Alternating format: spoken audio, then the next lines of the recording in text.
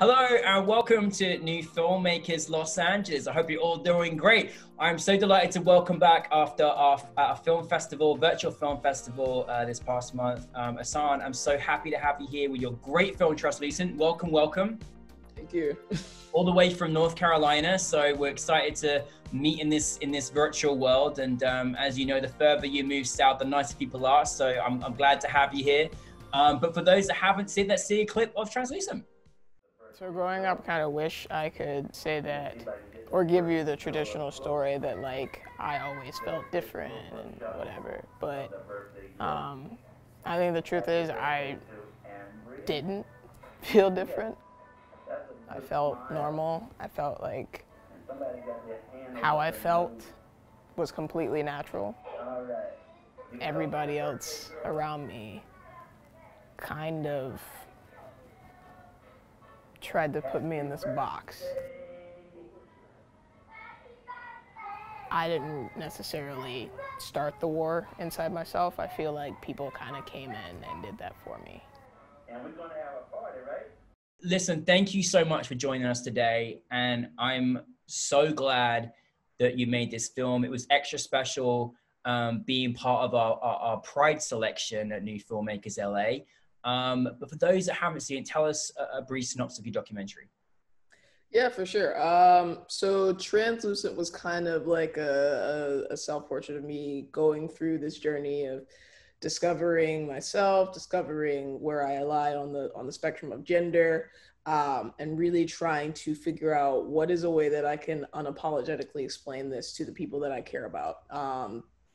And so I just kind of documented and recorded over the course of it's been a long time, sparsed out and put it together and put it out there. And I love that you said that word unapologetic, because I think anyone that is part of, the LGBTQ plus community feel like they've got to apologize for how they are, how they were born, what they are born to be. And I love that you said that word, because I think all of us to a certain extent have felt like we've had to apologize. And I'm so glad you made this film. And I know how difficult that must have been, because it's also personal and it's also involving people that, you love and you connect with. When was that decision for you where you're like, okay, I know I'm going through this journey myself, but I want to turn this into an actual film? Yeah.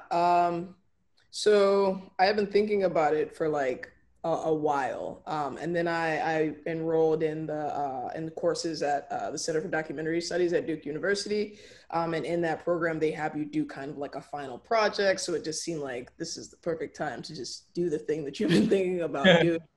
As far as the decision to go and make it personal, believe me, I went around it every way I could. I didn't want to at first. I thought I don't want to. I just wanted to kind of make it about me, but not make it about me, until everybody that I workshopped it with was like, you're probably going to have to get in front of the camera. And I was like, okay. So yeah. I mean, normally as a documentary filmmaker, you've normally got your subjects. Was that quite difficult being the subject in your own documentary? Oh yeah, for sure. I think it was difficult, but it's also good for me in the long run, because it gave me a new level of compassion for future subjects. Yeah. No, I mean, I think what's so fantastic about your film, firstly, it says a lot about you as a person, as an artist, as a creative person, to put your vulnerability almost of just out there to not just the world of your own people in your life, but just who knows who will come across. And I think what was so powerful is I kept thinking when I was watching it, like, wow, I hope this is going to touch a heart, either to educate a family or a friend about someone that's going through it, or someone that's actually going through it, been through it. Like, was that what you were also hoping, for your documentary and the people that it should reach? Yeah, for sure. I think there were 2 points to me making this. Number one, I was trying to be cathartic. I was trying to make sense of myself and the things happening around me and how it, makes me relate to the people that I love. But also, I was also really hoping that like maybe somebody gets to see this and they don't have to go through all of this explaining. Maybe they can just be like, mom, dad, whoever, here's this film, and here's a better way to understand me and understand what I'm going through. So obviously when you're talking, the people, I love the style in which you made this film. I really, really enjoyed it. It was so, you know, creative. And I told you this before, but one of the things I loved the most was actually, you know, the way in which you had these conversations on the phone. Now, you know, it's vulnerable enough on the phone because obviously you can literally not predict how someone is going to respond, right? I'll talk about the artistic way you did that, but how was that for you, saying to your people that you had that you're close to in the film? How did you go about that conversation to say, right, we're gonna have a phone call and this is part of my documentary, and how was that process for you? I prepped the friend James, the last phone call was very easy. He very much wanted to be a part of it because he would get to be in a movie. So Yeah. so he was pretty easy. I just had to like tell him and remind him. The previous phone call was a family member, my immediate family, and that was a little tougher. I kind of had to prep her for like a good few months before I was like, okay, we're gonna do this tomorrow. We're gonna do this. I've been talking to you about it for months. So it was just like a long process of like trying to clue her into what we'd be talking about so she wouldn't be like too taken off guard, but also still wanting that like authentic reaction. So only giving as much as I need to give. Yeah. What was the toughest aspect of making this film, aside from yourself putting yourself, you know, your feelings on the line and your story? What was kind of the other things that you kind of felt, maybe production wise? I think that some of the more conceptual scenes, like the slow-mo, they were a little difficult. Specifically, there's a scene where like painting the flowers with my hand. That day was a mess. Yeah, it was. You said what? It was so good though. It was it was worthwhile that you did that.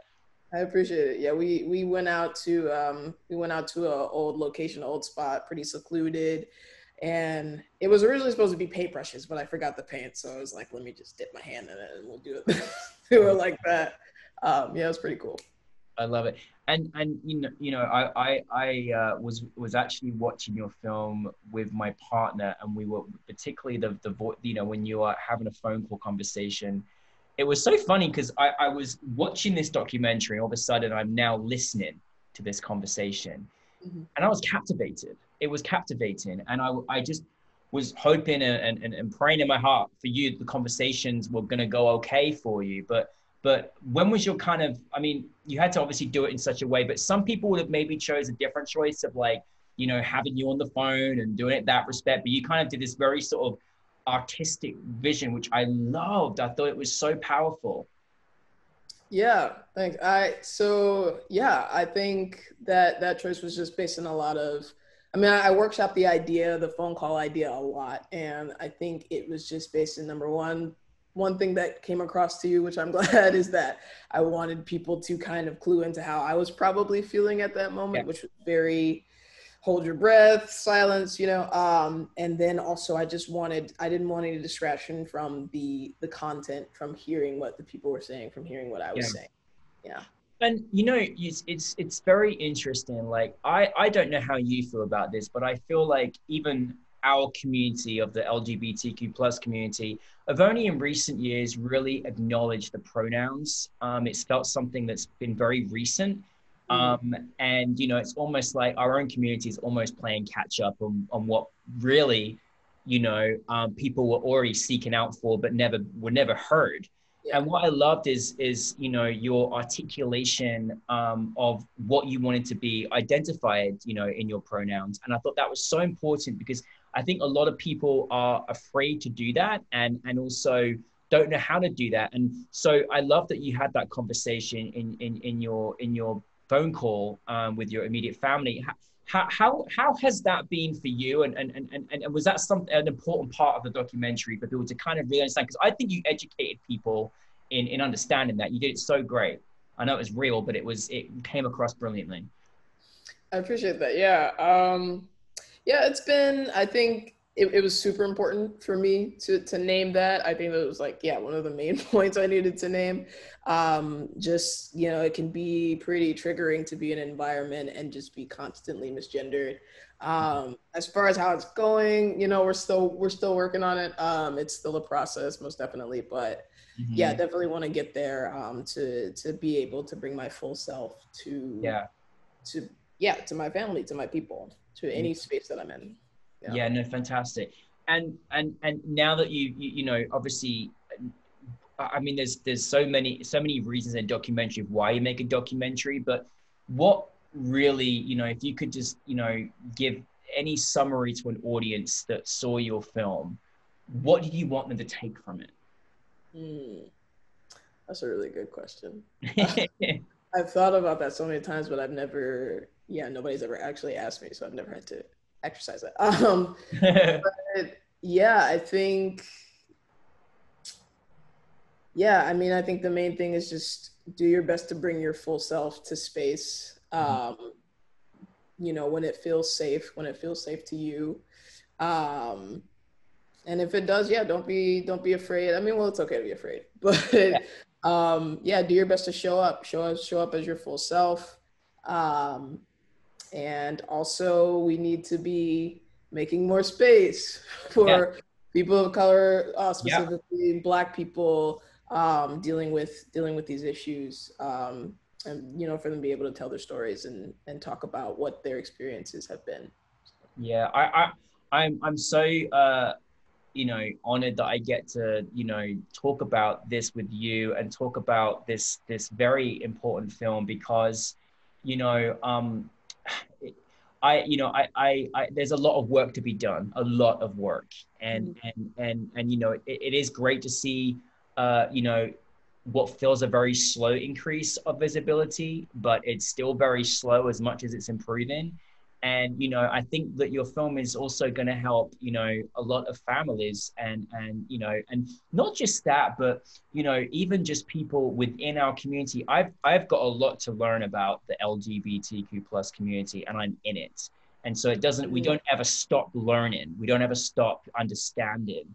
And it's up to me and my duty to educate myself, you know, and consistently. And you know, and I think the wonderful thing, and I think that's even with, you know, within our community, we have to learn. And so we have to learn, the universe has to learn, all humans have to learn and understand, and really, you know, really understand people's perspective. And I'm so glad you made this story, because I really think that, you know, sometimes your story, particularly when you're sharing it with family, can almost be done in a very Hollywood way. And yours was so real, and Mm. it's real, and it felt like it could be any person in the world kind of going through this, and it wasn't styled, it was just perfectly you.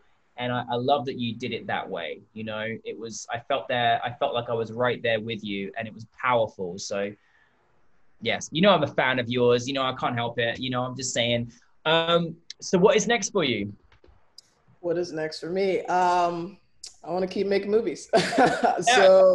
So yeah, working on some things, writing some things, just kind of playing around with some short films. Yeah, and really trying to break more into scripted, into narrative work. So yeah, hopefully we'll have something coming very soon. I don't know if it's gonna be a feature or a short yet. I'm still writing, but yeah, I yeah.